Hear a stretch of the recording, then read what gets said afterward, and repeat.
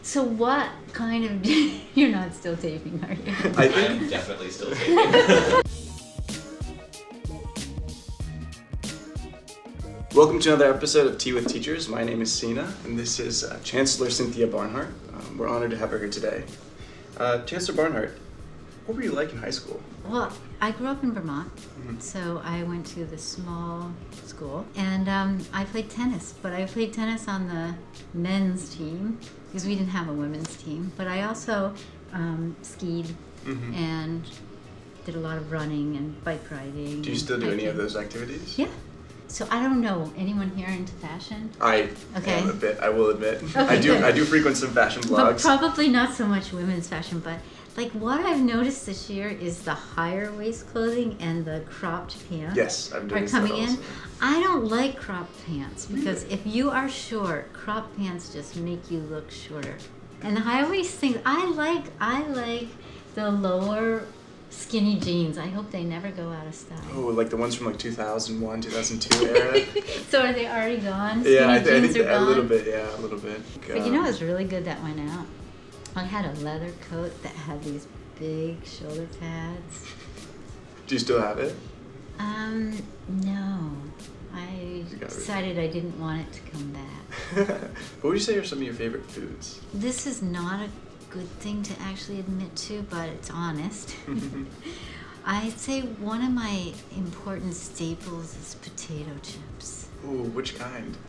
Well, I don't like the sour cream, and I like sort of the basic ones with a lot of salt. Okay. The more salt, the better. Do you like the salt and vinegar ones at all? Not those. No. Okay. So do you have any traditions or superstitions that you hold or practice? Superstitions. I'm not really superstitious. Although when you ask that, it does make me think that I do always like to get out of bed on the same side of the bed. Really? Which is a little odd, I think. So that must be something superstitious. What are some social causes that you care about?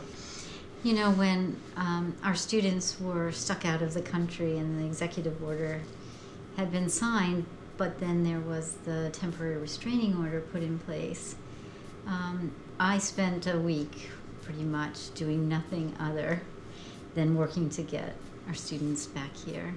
I just felt so strongly that it was wrong, that they were being denied back. And in fact, it was illegal because we had a temporary restraining order. So I was very determined. It was an experience that was interesting in that it gave me hope in some ways because of how people responded.